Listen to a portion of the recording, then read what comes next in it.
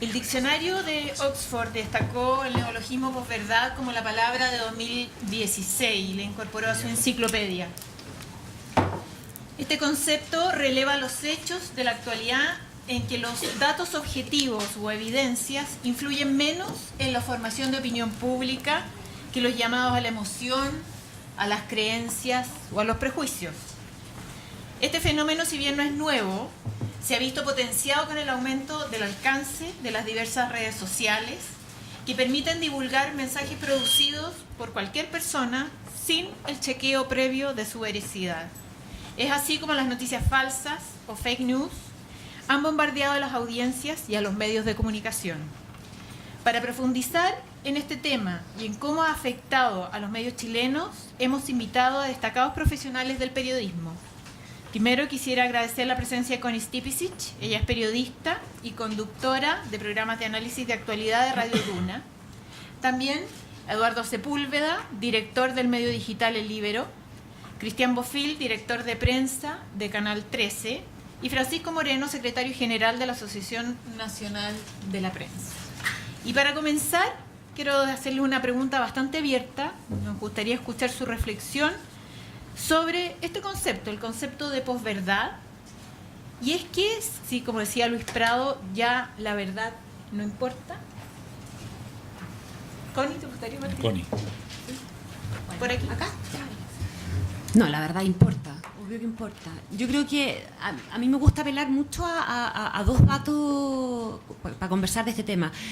Uno es, me acuerdo hace un tiempo atrás, en el verano cuando vivimos el tema de los incendios, ¿se acuerdan? Que fue probablemente el gran hito, el clímax del análisis y la reflexión que nosotros los medios hicimos respecto a la posverdad, porque más allá de las coberturas de los medios, que yo creo que fueron bastante razonables, circuló mucha información falsa. A ti te llegaban vía redes sociales, vía WhatsApp también, un montón de cosas que eran abiertamente mentiras. Y eso alimentó de buena manera la discusión y obligó un poquitito a los medios también a hacer reflexiones y a buscar datos de lo que estaba pasando afuera. Y en esa búsqueda de datos, yo me acuerdo haber encontrado uno que me impactó mucho y que aplica, en porcentajes similares o no, pero aplica a la expansión del fenómeno, y es cómo está cambiando el consumo de información. En Estados Unidos el 40% de la gente se informa a través de redes sociales, no a través de los medios tradicionales.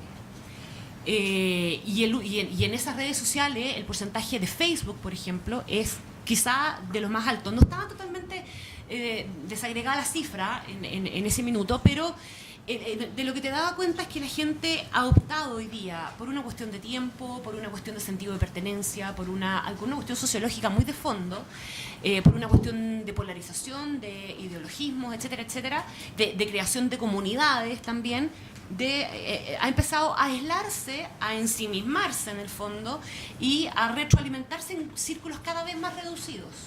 Entonces, al final se va generando una cadena que es la que va alimentando esta creación de mentiras, que la posverdad al final es eso, es una gran mentira nomás, a través de informaciones que apelan mucho más a las emociones que a la verdad real, con gente que no tiene tiempo y no le interesa ir a los medios tradicionales a buscar, a chequear y a verificar eso que está viendo en las redes sociales. Entonces, la reflexión inicial a partir de eso y del tema de los incendios de acá fue cuánto están cambiando las pautas de consumo de información.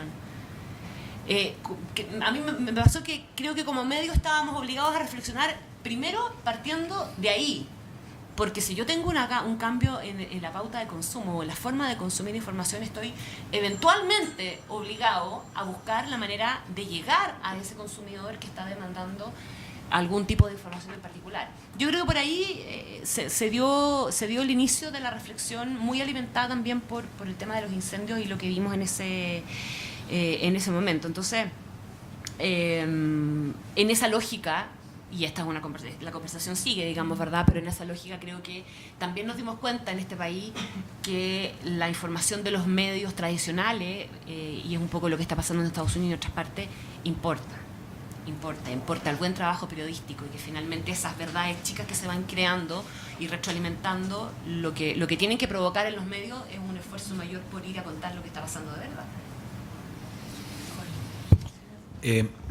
Yo creo que el fenómeno de la posverdad uno siente que ocurre como en otras geografías, digamos. Ayer, en la reunión de Macron con Putin, el presidente Macron le acusó directamente dos medios de él, dos medios estatales, el Sputnik y el Russia Today, de inventar noticias, ¿no? Y se la tuvo que comer Putin y reconocer y escuchar y qué sé yo. Pero fíjate que en nuestra sociedad, si bien es raro, yo estoy de acuerdo con que en general los medios de comunicación en Chile es raro que mientan, es raro que haya posverdad en las dimensiones que se ha visto en otras latitudes, pero a veces pasa. Y aquí pasó porque hubo varios medios de comunicación que mataron a Agustín Edwards. Y hubo durante varias horas, 4, 5, 6 horas, en que varios medios de comunicación tuvieron muerto a Agustín Edwards sabiendo que estaba vivo.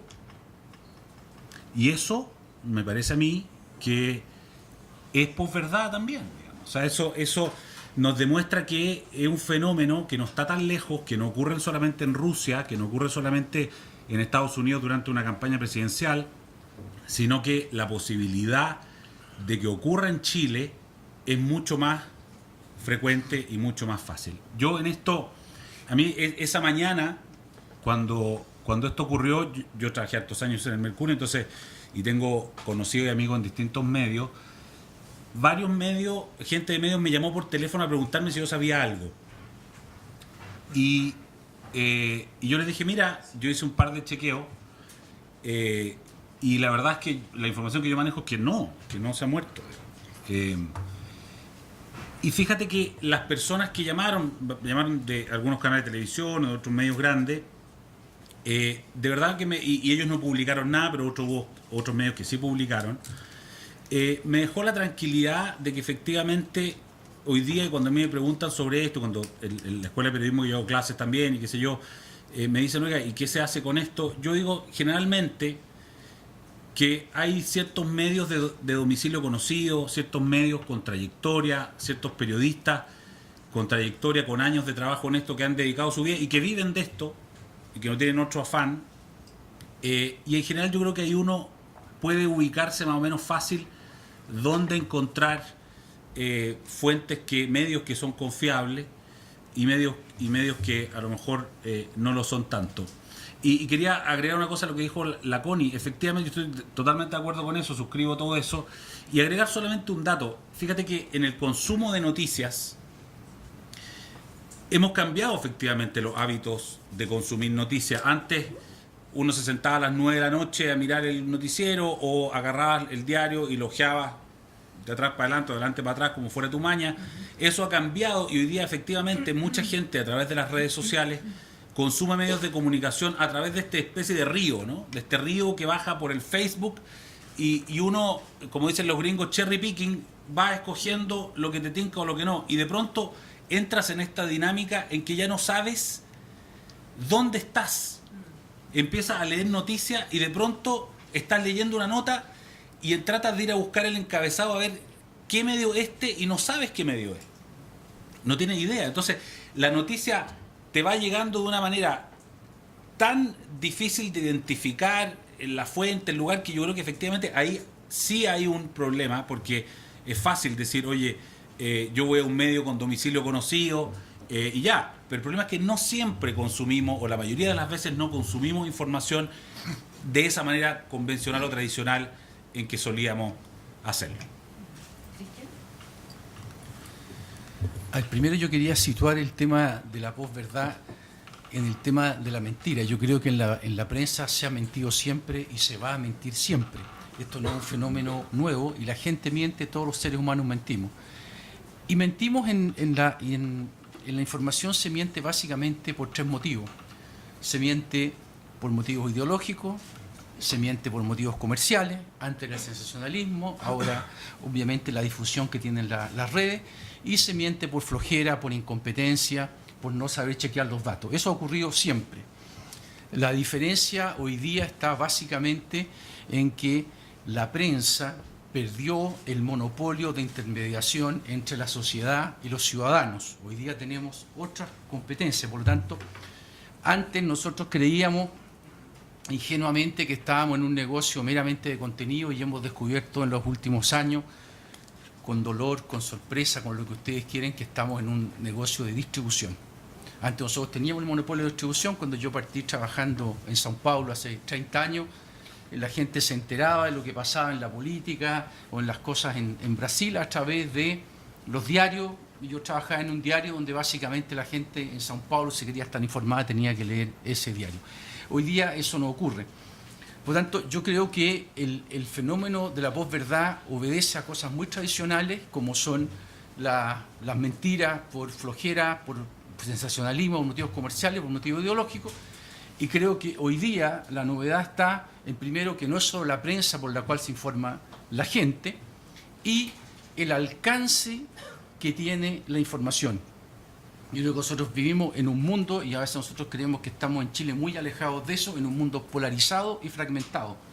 O sea, la gente, y hay varios estudios que a mí me han llamado la atención, que indican que nosotros, que nos queremos muy racionales, pensamos mucho más emocionalmente. Yo me acuerdo, hay un libro que salió hace algunos años que es bien interesante, se llama El Gen Político, y que descubrían que la gente, más que raciocinar, tendía a encontrar la razón a las personas que apreciaba o con las cuales compartía. Entonces le mostraban a 10 admiradores de Bush 10 frases de Clinton diciendo que eran de Bush. Las encontraban extraordinarias. Y después le mostraban 10 frases al revés, digamos, a los de Bush, y las encontraban extraordinarias. Yo creo que nosotros aquí en Chile la gente miente, o sea, tenemos cosas. Yo creo el caso más importante que yo me acuerdo, que es un caso que a mí me hubiera gustado verlo en internet, me hubiera gustado ver Gemita Bueno. O sea, me hubiera gustado qué pasaba en Chile cuando teníamos Gemita Bueno, cuando teníamos 10 meses, gente haciendo creer de verdad. Y yo creo que es una mezcla de todo eso. Yo creo que es una mezcla de flojera, de incompetencia, que se dice poco, pero hay mucha flojera, hay mucha incompetencia, la gente no chequea los datos. Yo estoy seguro que en el caso de Agustín Edwards, que a nosotros nos llegó, lo que pasó fue, oye, esto lo está diciendo la Biobío, o lo está diciendo el Mostrador, o lo está diciendo la Tercera, no sé. Entonces lo ponemos, y cuando en realidad tú no lo chequeaste. Entonces, por favor, no subestimemos lo que es la mentira, lo que es la incompetencia, lo que es la falta de profesionalismo, que en esta profesión ocurre como en otras profesiones. No tenemos el monopolio de la incompetencia, ni tampoco el monopolio de la virtud, digamos. Yo creo que hay una mentira por motivos ideológicos, que esa la vemos, y hay una mentira por motivos comerciales que yo creo que está muy subestimada cuando se habla de la posverdad. Por ejemplo, la noticia esta de que el Papa apoyaba a Trump, yo tengo entendido que salió de Serbia. Lo que pasa es que hay muchos sitios que ven que hay ciertas cosas que son virales y las viralizan para tener tráfico, para tener... Les da lo mismo, no hay mucho. En Chile estamos un poco fuera de eso, porque somos un país que comercialmente no es atractivo. A nadie le va a interesar en Australia inventar noticias sobre Chile para tener mayor tráfico. Y somos una sociedad más chica y por lo tanto es más fácil controlar. Yo diría que en los incendios salió, porque en los incendios como es... hay otro factor que es bien importante que se me olvidaba. Estamos también en una era de información ininterrumpida durante 24 horas, lo que hace que se te vaya la mano. A todos nos pasa que alguien te dice, oye, pasó esto, y tú no lo tienes chequeado, y tú dices, todos lo tienen. ¿Te tiráis o no te tiráis? Y entonces llega yo estoy seguro que, claro, la gente que dijo que eran los mapuches o que los empresarios estaban quemando sus propias tierras para cobrar los seguros, el que originó esto probablemente estaba haciéndolo por motivo ideológico, pero hay mucha gente que lo ayudó a propagarlo simplemente porque creyó que era verdad. Por lo tanto, yo siento que estamos que la posverdad tiene que ver básicamente con las mentiras tradicionales que hoy día se potencian en 1 millón y tiene que ver con una cosa que es bien dolorosa y que nos cuesta reconocer, que es la pérdida de la intermediación entre la sociedad. Y quiero, solo para terminar, decir una cosa. Y aquí también nosotros tenemos pecado en la prensa, porque se habla mucho de la campaña de Trump y se ve a la prensa como una víctima de esto. Yo Aquí pasó una cosa muy anómala, que yo nunca en mi vida pensé, ni creo que ningún profesional iba a pensar. Yo puedo entender que un presidente de Estados Unidos o en una democracia normal se elija con alguna parte de la prensa en contra. No puedo entender que un tipo se elija en guerra con la prensa y le gane la guerra. Eso quiere decir no solo, como le gusta a algunos, que hay fuerzas del mal o cosas de ese estilo, que está bien, que yo entiendo que hay, pero también que algo malo hizo la prensa norteamericana para que, digamos, su mensaje no tuviera credibilidad. Algo hizo para que un tipo de la calaña de Trump le ganara esa guerra. Esa es la verdad. Por lo tanto, yo creo que hay problemas en la posverdad, que a mucha gente le gusta decir, oye, ahora la posverdad es una oportunidad para la prensa, porque la prensa norteamericana ha aumentado sus suscripciones y ahora la gente va a venir a nosotros, que somos los que de verdad sabemos hacer esto. Yo creo que no, yo creo que hay una lección en esto de haber perdido ese monopolio y que ahora nos contestan. Ahora si un medio se equivoca, en un minuto le van a decir que se equivoca. O sea, yo creo que la posverdad también llama a una autocrítica de parte de los que trabajamos en la prensa. Gracias, Francisco. Si nosotros miramos como Asociación Nacional de la Prensa con especial cautela el tema de la fake news, por lo siguiente. Sí, ahí. Si les decía que nosotros como Asociación Nacional de la Prensa miramos con especial cautela el fenómeno de las noticias falsas por lo siguiente. Entendemos el revuelo que esto ha causado a nivel internacional, especialmente en el caso americano, pero nosotros estamos en una etapa, yo creo que previa, y recién tuvimos la sensación de estar ante una situación compleja y difícil con los incendios de enero y febrero de este año. Sin embargo, tenemos desafíos electorales que yo creo que van a ser bastante clave para ver cómo se comportan las redes sociales desde este punto de vista. ¿Qué es lo que vemos nosotros? Primero, claro, la definición de una noticia falsa es básicamente que el hecho objetivo no logra formar opinión. Y eso sumado, lo dijo la Connie Stevicic, a una crisis de confianza brutal que se da básicamente a nivel particular y personal, donde finalmente nosotros les creemos más a nuestros contactos de Facebook que a los medios de comunicación social. Esto sumado a lo vertiginoso que son las redes sociales y por otro lado que cada vez más personas optan como única vía de información WhatsApp y otras fuentes de información inmediata. Si nosotros tenemos ese escenario, ese panorama con esta crisis de credibilidad, efectivamente hay un peligro. Y un peligro que, lógicamente, como Asociación Nacional de la Prensa, que reúne a las sociedades editores y periodísticas de los diarios, periódicos y revistas, nos preocupa. Pero también hay que reconocer de que este no es un tema nuevo. Revisando la historia legislativa chilena, que siempre uno encuentra una solución legal en base a nuestra cultura tan jurídica y tan legalista. Este tema ya se vio con Carlos Ibáñez del Campo en el año 31. Y hay un decreto con fuerza de ley que duró apenas 6 años y que prohibía la publicación de noticias falsas. ¿Qué es lo que pasó? Que básicamente el gobierno, como suele suceder en forma permanente, constante y continua, intentó protegerse de ciertos medios de comunicación social que le eran especialmente adversos. Entonces, saca este decreto con fuerza de ley, dura 6 años y efectivamente a nivel social hubo un cierto acuerdo de que no podía existir una censura previa. Y eso es lo que nosotros vemos como problema, y a la vez de desafío. Si bien es cierto, acá nos enteramos de ciertos hechos que postean personas que no necesariamente son medios de comunicación social, sí es bueno tener ciertos resguardos desde la calidad de información. Estoy de acuerdo con Eduardo cuando dice que por lo general nosotros tenemos un buen estado de salud de los medios de comunicación social en términos de que no son ellos los que finalmente difunden estas informaciones falsas. Sí creemos nosotros que se da un tema bien puntual y es necesario tenerlo muy presente, que muchas de las personas o incluso medios de comunicación no siendo oficiales quieren lograr a través de esta difusión de noticias falsas es finalmente reafirmar su identidad. Muchas veces nos toca que varios de nuestros contactos en Facebook tienen una postura política determinada, un sobrecompromiso político, y son ellos muchas veces quienes finalmente retuitean información que es total, completa y absolutamente falsa. Y ahí se genera el problema, porque nuestra capacidad de confianza, si bien es cierto, tiene ciertos límites en función de terceros, con nuestros más cercanos, eso cambia. Entonces, claro, me pasó, por ejemplo, un caso concreto de una información que llegó por WhatsApp y seguramente muchos de ustedes la recibieron, que era los cambios que iba a hacer la Presidenta de la República al alto mando de Carabineros. Y lo menciono porque es distinta la reacción que tiene una generación que ya es parte de lo que se llaman los nativos digitales, con una que no lo fue. Y la reacción de mi papá, un caballero de 72 años, fue llamarme por teléfono y decirme que recién se había enterado de que la presidenta iba a cambiar el alto mando Carabineros de manera inmediata. Y cuando yo recibí el mensaje, obviamente ya tenía la sensación de que no era una información oficial.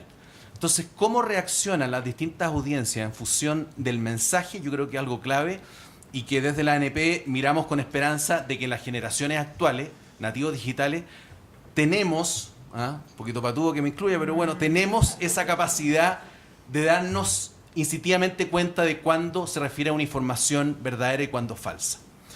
Y lo otro importante, ya lo señalaba Cristian en algún momento, ver qué estuvo detrás del caso americano, que es básicamente lo que generó este vendaval de estudios y análisis en relación a las fake news.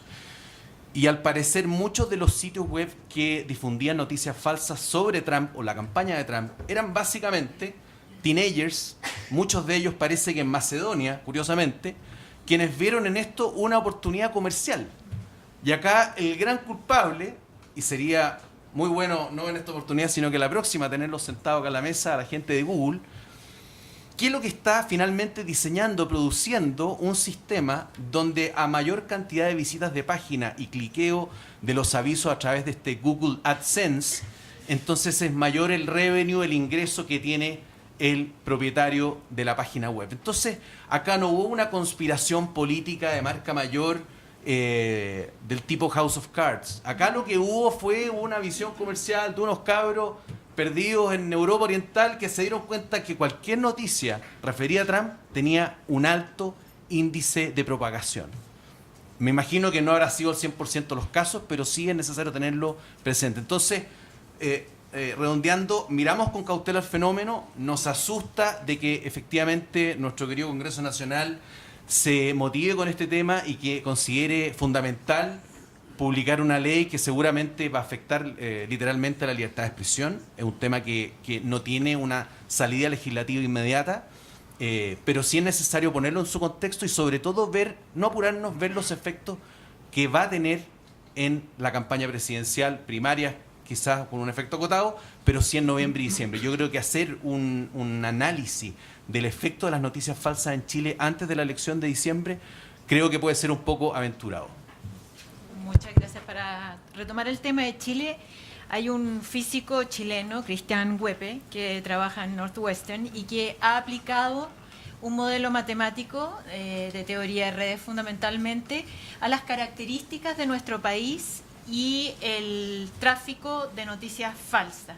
Y él identifica ciertas características de nuestra sociedad que serían favorables para la difusión de noticias falsas, como por ejemplo la alta segmentación, la alta conexión.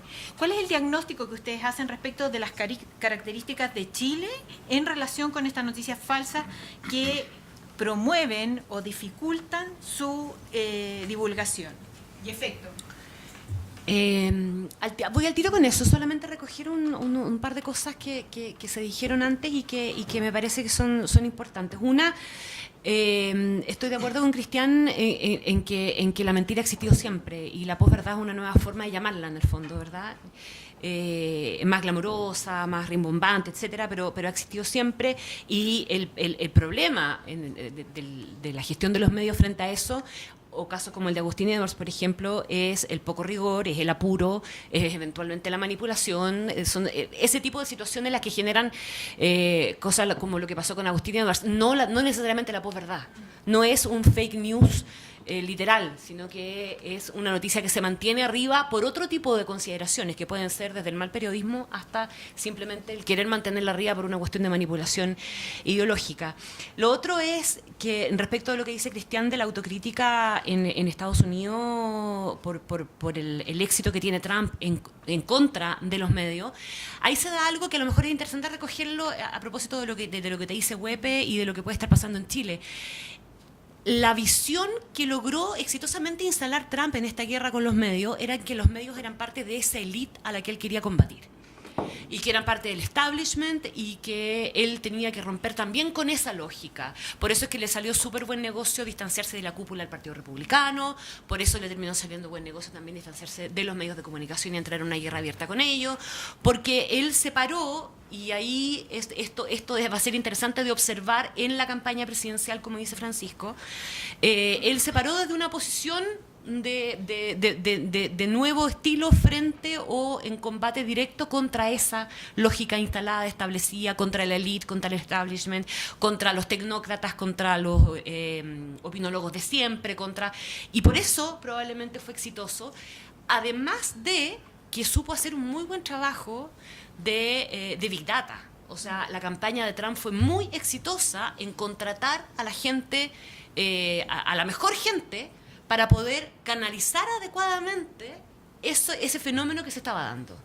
Y eso también es un tema interesante. Yo no sé si nosotros estamos con las herramientas suficientes o con los conocimientos suficientes como para que algún candidato sea capaz de aprovechar también eso que se genera. O sea, el saber ocupar las redes, el saber difundir, el saber cuándo, el saber dónde, el qué tipo de hecho, a qué público, en qué momento, dónde lo georreferencio, dónde... Trump en eso fue muy, muy exitoso. Yo creo que eso también hay que sumarlo a la ecuación. Y frente a un poco lo que decía Francisco también del tema de los medios, yo creo que el gran desafío que tenemos los medios, y de nuevo volviendo a Chile, es volverse imprescindibles. Los medios tradicionales, digamos, ¿verdad? Es que frente a la duda que a alguien le pueda generar un hecho que puede sonar un hecho falso, es gatillar la necesidad de ir al medio tradicional y chequear si esto es verdad o no es verdad, o tratar de agarrar el diario el día siguiente y ver, bueno, ya, y de todas las tonteras que vi ayer, qué es lo que importa y qué es lo que no importa. Hay un poco de lo que digo en lo que tú planteabas de Huepe. Yo he tenido la oportunidad de conversar con Huepe y la teoría de él es re interesante. Y yo creo que hacer una buena radiografía de lo que pasó en la relación Trump-medio, más el uso que Trump hizo de esa información y de ese fenómeno, es algo que hay que aplicar con lupa ahora, porque efectivamente esta es una sociedad donde hay características que se pueden prestar perfectamente para que una campaña diseñada sobre esa base también sea exitosa. Somos altamente tecnologizados, hay mucho consumo de información en móviles, tenemos una gran cantidad de usuarios de Facebook, tenemos gente enojada, ¿verdad? Con las élites, con el establishment, tenemos cierto tufillo de promesas populistas en algunos candidatos que también enganchan bien en esta lógica. Puede haber perfectamente terreno para eso, pero en observación, digamos, ¿verdad? Mira, sobre este tema, a mí me llamó mucho la atención el otro día una publicación de la prueba PISA que decía que más o menos como el 95% de los mayores de 15 años tienen acceso a algún tipo de producto financiero, pero que solamente el 40%, o sea, que el 40% era completamente analfabeto en términos financieros, no tenía ni idea. Muchos de ellos de cómo se usaban, no sabían la diferencia entre una boleta y una factura, o incluso no sabían la diferencia entre un deseo y una necesidad. Me pasa un poco lo mismo con los datos que tú mencionas del estudio de Huepe, porque efectivamente hoy día uno podría decir que, no sé, el 99% de las personas tienen acceso a internet, a un smartphone, o no sé si el 99, pero una gran cantidad de gente. Y me parece que esa ignorancia que uno ve en cuanto a la información financiera, yo creo que es extrapolable a otro ámbito. Yo creo que hay efectivamente bastante desconocimiento en sectores amplios de nuestra población de asuntos de educación cívica muy básicos, del funcionamiento del gobierno, del poder ejecutivo, del poder legislativo, y entonces el fake news reposa o se reproduce en un hábitat, en un ecosistema muy favorable para esto, porque cuando una persona recibe una noticia falsa, a veces, como decía Francisco recién, tú miras y tú dices, no, esto no calza, no, porque tú tienes una cierta información básica que te permite dirimir si esa información es real, tiene sentido o no tiene sentido. Es lo que yo denomino una especie de sistema inmunológico informativo, ¿no? Tal como nuestro cuerpo tiene un sistema inmunológico que lo previene ante las infecciones, estas fake news que son como verdaderas infecciones, si tú no tienes una base informativa, que conozcas más o menos cómo funcionan las cosas, quién es quién, la verdad es que esa información va a entrar y te va a infectar intelectualmente y te va a provocar sensaciones como, por ejemplo, hordas de gente que uno ve de repente en Twitter que anda enfurecida.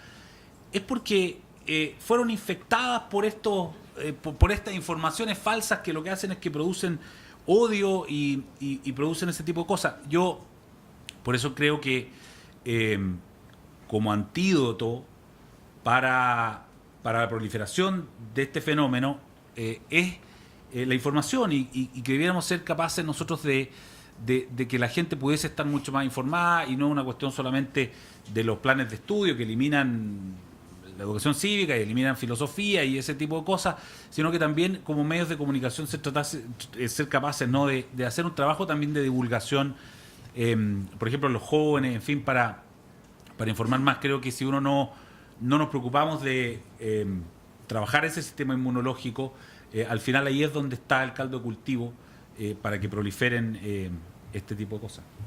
Cristian. Dos cosas antes de hablar de Chile. Una, bueno, la vida es bastante dura porque al final hay una cosa que hay que tener bastante conciencia. A la gente le gustan más las noticias falsas que las noticias verdaderas.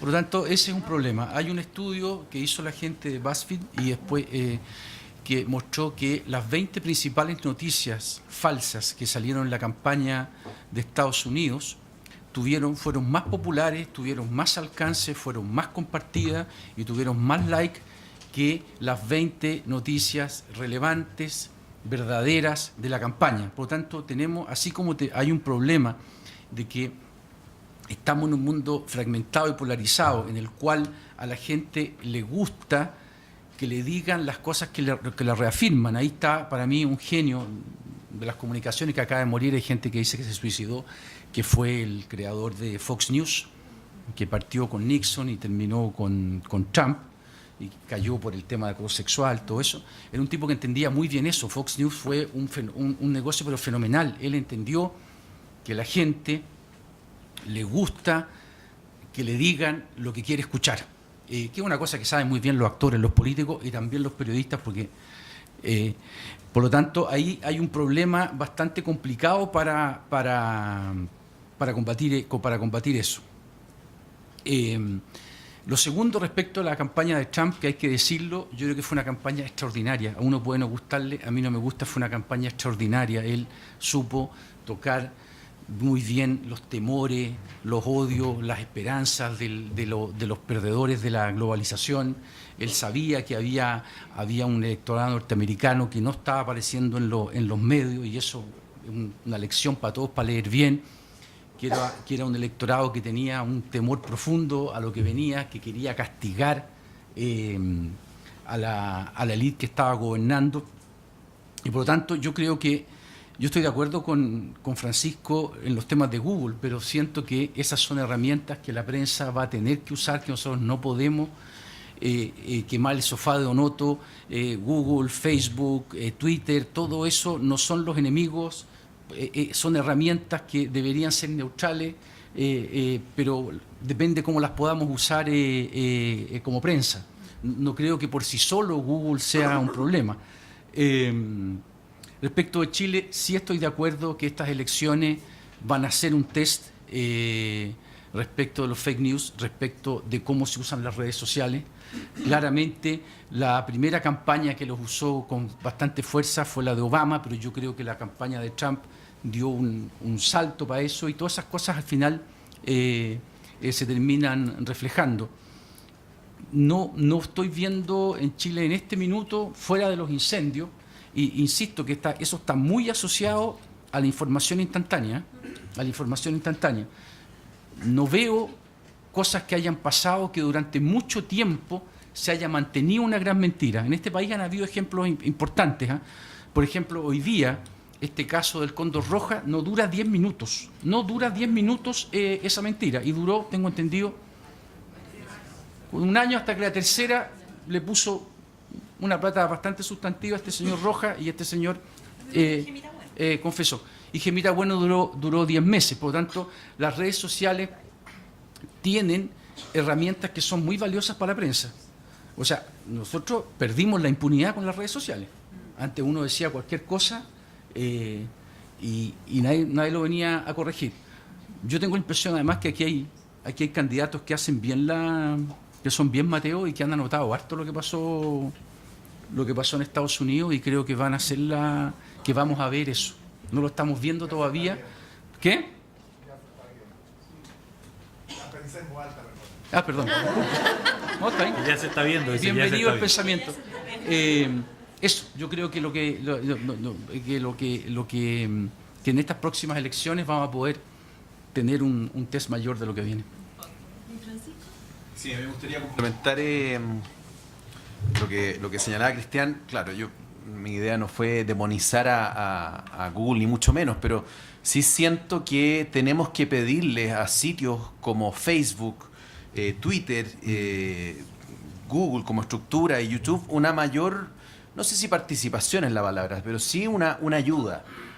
Y es básicamente por los efectos que producen desde el punto de vista de la multiplicación de contenido. Se dio el caso, Facebook está en eso. Tan así que en Alemania se está en este momento en el Congreso estudiando un proyecto de ley presentado por el gobierno alemán, por el ministro de Justicia, que lo presentó en marzo de este año, que establece una multa en el caso de medios de comunicación que no retiran información falsa o, digamos, cualquier otra información que sea sensible desde el punto de vista, digamos, puntual, de un hecho noticioso. Y la multa es ni más ni menos que llega a 50 millones de dólares, de euros, perdón. Es bastante impactante, y justamente la reacción de Facebook en Alemania ante la presentación de este proyecto de ley fue decir: nosotros hoy día contamos con 700 personas quienes revisan el contenido de las noticias que publicamos en Facebook en Alemania.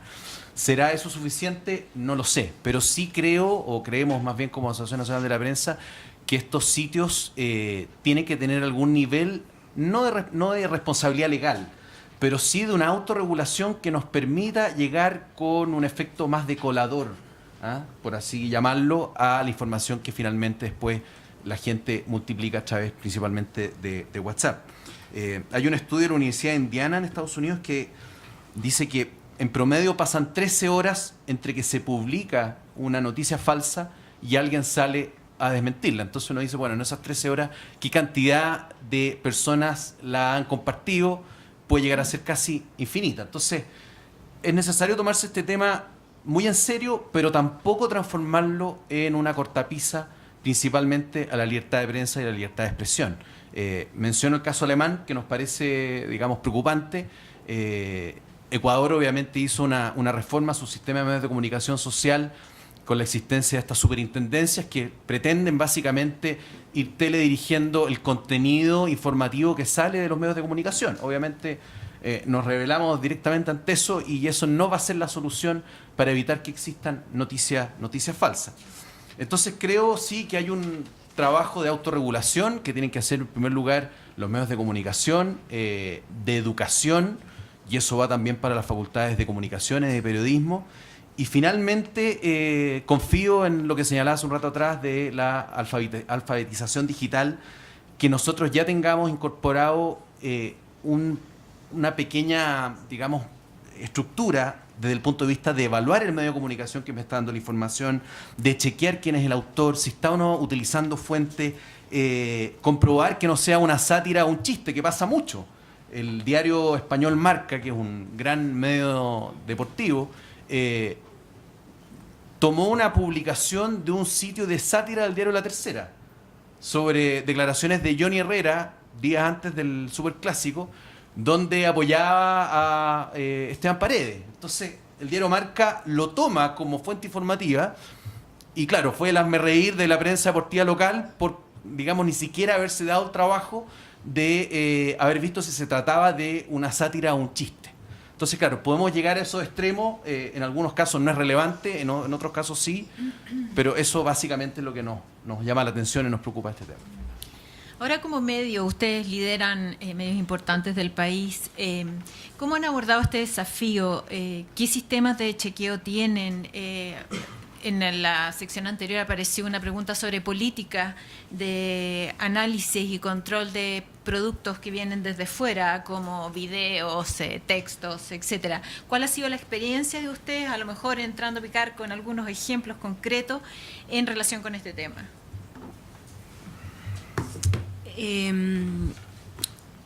Nosotros somos bien tradicionales para trabajar, además que somos un medio chiquitito, en estricto rigor. Somos pocos, somos chicos y somos tradicionales en el sentido de que no hemos variado mucho la forma de hacer periodismo. Digamos, hemos trabajado juntos con Cristian, con Eduardo también me tocó trabajar, y yo creo que tenemos una formación que es bien fuerte y que no ha variado mucho en el tiempo. Entonces, claro, a mí me llega una información y la verdad es que no me atrevo a publicarla si no la chequeo. A mí me llegó también la información de que se había muerto Agustín Edwards y no se publica antes de hacer unas cuantas llamadas, digamos, y si tienes la duda, la posterga o simplemente coloca un ratito, ¿verdad?, entrando un poco en la lógica o en el juego en el que entramos todos los medios, es por confirmar o en desarrollo o no sé, trasciende que murió, pero estamos un poquitito en esa, que no lo hicimos en este caso, estoy pensando a lo mejor en otro tipo de circunstancias, pero hay un trabajo de chequeo mayor, hay poco miedo, te diría yo, a demorarse, pero salir bien. Yo creo que ese es un rigor que no hay que perder. Es un poco la lógica a lo mejor del diario impreso, ¿verdad? Que el diario impreso sabe que tiene que llevar valor agregado, sabe que tiene que aportar respecto de la cuestión más caliente, más inmediata, más instantánea. Además, nosotros somos una radio que si bien compite entre comillas con las radios informativas, no es en estricto rigor una radio informativa, entonces se puede dar el gusto, la licencia de demorarse un poco. Y eso nos facilita las cosas. Ahora, yo creo que depende mucho también del tipo, de la naturaleza del medio para ver la forma en que tú enfrentas finalmente eso. Yo me imagino que en televisión o frente a la urgencia de calentar la pantalla rápido, digamos, puedes tener otro tipo de reacciones. Las audiencias son distintas también. Mi audiencia radial es súper distinta a la audiencia de la televisión. Es menos masiva, es más segmentada, etcétera. Entonces, yo creo que tenemos desafíos dependiendo de cada medio, pero en rigor yo creo que lo importante es no perder de vista el foco básico del buen periodismo, que es ser creíble al final, ¿no? Somos parecidos, sí, somos parecidos en eso con la Connie, somos medio chiquititos. También, si bien hay esta gente joven, mantenemos un poco el método de trabajo aprendido en los diarios, básicamente. Varios de los que estamos acá somos criados en diarios y eso nos da una cierta metodología de trabajo que es distinta probablemente a lo que ocurre en los medios más nuevos. Y efectivamente también nos da vergüenza cuando nos equivocamos y si alguna vez publicamos algo que no corresponde, es terrible, digamos, y nos duelen los desmentidos y ese tipo de cosas. O sea, somos de esa escuela que tenemos mucha vergüenza deportiva, digamos, y nos duelen los golpes, y cuando cada vez que nos golpeaba Bofil sufríamos, entonces, aunque no lo reconocíamos, pero es verdad, pero somos así, somos de una, por así decirlo, somos de una generación viejo. No somos tan viejos, pero somos claros, somos de una generación anterior en el periodismo y por lo tanto tenemos un sistema y unas metodologías distintas. A mí, fíjate que de lo que me da vuelta, y hay una cosa que dijo la Connie que a mí me hace sentido que probablemente sin darme cuenta lo había pensado muchas veces. Esto de esperar al día siguiente los diarios y uno siente que ahí como que de nuevo andaba saltando entre islas durante el día. ¿Qué será tan...? Y llega el diario como que llega a un continente. Y ahí como que te puedes descansar y mirar y uno inconscientemente siente una cierta confianza. Nosotros, de hecho, en el Libero todas las mañanas hacemos un homenaje a los diarios y publicamos nuestro mail donde ponemos, oye, lo mejor de la prensa. Fíjate que es una cuestión medio inconsciente de decir, aquí... desde aquí uno parte, ¿no?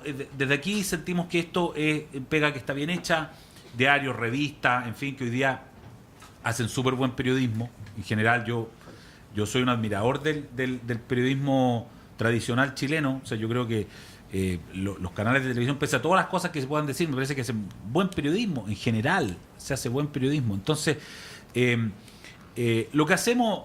Uno, por supuesto, que tiene la tentación de salir antes, porque tenemos ese impulso, ¿no? Un poco lo escuchamos recién en la exposición anterior. O sea, va al tiro al digital. Si uno tiene un golpe que es propio y todo, y va. Los periodistas tenemos ese instinto de salir primero y salir antes, y qué sé yo. Pero nosotros, de hecho, cuando partimos con el proyecto del Libero, que es un diario, un medio de comunicación súper joven, ¿no? Tenemos 2 años y medio, un poquito más. Teníamos que tomar una decisión. Si íbamos a hacer un medio de breaking news, al estilo Terra o Emol o qué sé yo, que son medios que quieren salir antes con la noticia y estar con el breaking news arriba, o íbamos a hacer un medio de otro tipo, más parecido, por así decirlo, a una revista digital, como son El Mostrador, como es de Clínica hasta cierto punto, como hasta cierto punto podría ser CIPER. Es decir, ahí había que tomar una decisión, y efectivamente yo creo que para breaking news hay mucho dando vuelta. Hay hartos medios que hacen eso, lo hacen súper bien. Está Twitter, está, en fin, están las redes sociales, y el breaking news llega por... De hecho, hoy día, si uno quiere breaking news, yo encuentro que lo más rápido es Twitter. O sea, ¿cómo le gana a Twitter cuando aparece una noticia? Sale primero en Twitter, y ahí se demoran los medios, y no ve los medios online más de breaking news que están donde dicen desarrollo y están como apurados tratando de ganarle a Twitter. La verdad es que uno se entera por Twitter antes, y yo dije, bueno, a lo mejor la necesidad es esta cosa, ¿no? De ser más un continente que ser una isla más dentro del archipiélago. Y Cristian, ¿cómo se abordan este desafío en el canal de televisión? Yo estoy de acuerdo primero con la Connie y con Eduardo, que aquí las reglas clásicas, si uno sigue las reglas clásicas, no se equivoca. Más allá de todos los cambios que han habido, o sea, la información chequeada, que la fuente fidedigna. Yo creo que todo el mundo al final tiene que hacerse una pregunta cuando está dirigiendo un medio, cuando es editor, y que la pregunta es, y la mayoría de los errores ocurren cuando uno consciente o inconscientemente responde mal esta pregunta. Prefiero que me golpeen o que me desmientan. Por lo tanto, y obviamente que la respuesta correcta es que prefiero que me golpeen a que prefiero que me desmientan. Ahora, todos hemos cometido errores alguna vez al responder esa pregunta. Consciente o inconscientemente. La mayoría de los errores que yo he visto en la prensa y los errores de los que uno se puede arrepentir es cuando el impulso de la noticia lo hace, y yo creo que tiene mucho que ver en eso, y por eso que hay que tener mucho cuidado. Nosotros vivimos, y creo que eso tiene que ver con la posverdad, tiene que ver con todos los problemas del periodismo hoy día, en un ciclo ininterrumpido de noticias instantáneas durante 24 horas. O sea, todo es muy rápido. Pero creo que no hay, por lo menos yo no conozco nada nuevo que no sea lo clásico que uno aprendió hace 40 años. Bueno, es simplemente chequear la información, ver cuál es la fuente, y obviamente que era más fácil antes cuando uno podía esperar, porque por más impulsivo que uno fuera, si uno tenía una noticia fuerte a las 3 de la tarde y el cierre era a las 9 de la noche, por más loco que fuera alguien, tenía 6 horas para calmarse un poco, digamos, y chequear bien. Ahora ese ciclo es mucho más corto. Pero yo creo básicamente que es eso, básicamente es tener muy claro que es mejor que a uno lo golpeen que lo desmientan. Antes de pasar a las preguntas del público, Francisco, ¿quieres agregar algo más? ¿No? Sí, más que obviamente yo no estoy en condiciones de responder la misma medio, pregunta que, claro, pero sí como asociación, y sobre todo desde la perspectiva de los lectores, que no dejan de ser relevantes en esta ecuación. Dos cosas. Uno, un instrumento que muchas veces se olvida, pero que tiene una larga data y que está en la ley de la prensa, que es el derecho a rectificación y aclaración. O sea, si hay una información falsa que lo afecta a uno como persona natural, efectivamente hoy día la ley nos ampara y nos da esta posibilidad de la rectificación correspondiente, y nosotros como ANP tenemos una visión de que es algo que funciona, salvo contadas excepciones, y que los medios de comunicación social, obviamente la gran mayoría, y que son medios serios, publican las rectificaciones y aclaraciones que los mismos lectores o telespectadores solicitan. Ahora, en relación a qué es lo que pasa con las redes sociales, o sea, información que no sale de un medio de comunicación identificado, ahí obviamente lo que hay que hacer es básicamente ampararse en las políticas de uso de las redes sociales. Y hay una cifra que tengo anotada por acá que me llamó bastante la atención, y dice lo siguiente, que por ejemplo en el caso de Twitter borra solamente el 1% del contenido falso reportado, independiente si yo como lector tengo o no algún tipo de identificación o si estoy involucrado en el tema. Ahora, Facebook borra un 39% del contenido denunciado, cosa que hay un cambio bastante notorio entre el 1 y el 39. Y en el caso de YouTube, el total de publicación eliminada después del respectivo reclamo llega a un 90%. Entonces vemos que cada red social de las consideradas mundiales tiene una política de uso que es necesario tener en cuenta, no solamente en caso que el día de mañana obviamente es más relevante para las personas con perfil público, pero sí que uno como lector responsable pueda denunciar a través de la política de uso del medio y hacer uso también de este derecho, básicamente que va contra lo que significa las noticias falsas. Muchas gracias. Ahora vamos a abrir un espacio para preguntas. Así que quien esté interesado puede levantar su mano. Y voy a necesitar a alguien que me ayude. Ahí viene Miriam. Miriam me va a ayudar. ¿Ah? ¿Te van a preguntar todo, dices tú? Allá al fondo. Les voy a pedir que se identifiquen y que la pregunta sea lo más breve posible porque no tenemos mucho tiempo. ¿Ya? Homero Sepúlveda. Ahí está bien, sí se escucha. ¿Se escuchó? Sí. Soy Homero Sepúlveda, soy editor del diario La Prensa de Curicó, séptima región. Mira, yo quería hacer un alcance más que una pregunta a varias cosas que señalaron ustedes, donde destacaron la eficacia y eficiencia en el manejo de los incendios de los medios de comunicación. Y yo tengo algunas dudas que quiero que ustedes me las aclaren. Porque resulta que nosotros estábamos en el centro mismo donde se estaban produciendo los incendios, y los medios nacionales estaban de espalda a esa realidad, absolutamente. Incluso con 3 muertos de por medio, que eran los 3 primeros brigadistas que murieron, y cuando se produjo la situación más crítica, los medios de Chile, y fundamentalmente la televisión, estaban con las mejores buenas mozas y los mejores lolos que despachan desde Estados Unidos el tema de la elección presidencial. Entonces estaba todo desplegado allá, y después de una semana, cuando hubo un incendio que les quemaba el lomo a los matinales, recién empezaron a mandar gente hacia las regiones a despachar desde el terreno. Entonces hay una mentira por omisión de repente que lamentablemente surge con mucha fuerza en nuestro país por el centralismo y el poder que tienen los medios de la capital. Entonces ahí quería hacer un alcance. Y lo otro sobre las mentiras, las mentiras que han existido siempre, totalmente de acuerdo. Antes de las redes sociales, acuérdense del general Rumor. Ok, Gracias. muchas gracias. ¿Alguien quiere hacer una pregunta? Sí, pero pregunta ya. No, pregunta y Guido Larson. Sí, tenemos muy poco tiempo, entonces por eso les voy a pedir que sean preguntas y lo más breve posible la formulación. Hola al panel y gracias por la interesante conversación. Tengo una pregunta.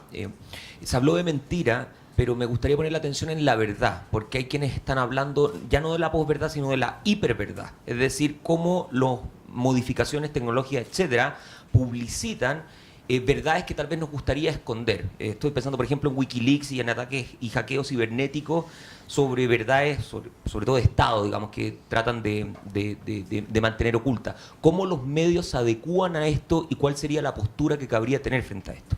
Ok, ¿quién quiere responder?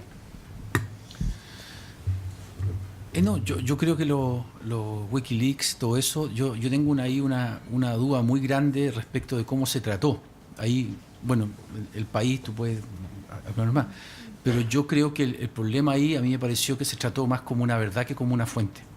O sea, yo creo que Wikileaks es una fuente que a ti te llega y tú como periodista estás para procesarlo, para ver lo que es verdad, lo que no es, pero no eso de tener como una verdad revelada, solo por el hecho de que alguien filtre algo, eso de que sea filtrado ya quiere decir que es una noticia incontestable. Yo creo que hay mucho de mito en eso. Y además la capacidad que tiene un servicio de seguridad, un servicio de inteligencia de meter 20 mulas en el medio de 1000 documentos es enorme. Yo miro con mucho escepticismo ese tipo, no que se filtre, nosotros vivimos de eso y bienvenidos sean todas las filtraciones, pero que nosotros las procesemos y hagamos un chequeo profesional de qué se trata. No sé para quién trabaja algunas personas, yo no sé para quién trabaja este señor Assange, no tengo idea, pero puede estar trabajando para alguien. Y vamos a hacer la última pregunta porque estamos muy en el tiempo. No sé, Rosario, ¿era? Sí. Cortito. ¿Cómo ha afectado en los medios de comunicación tradicional, económicamente hablando, las redes sociales?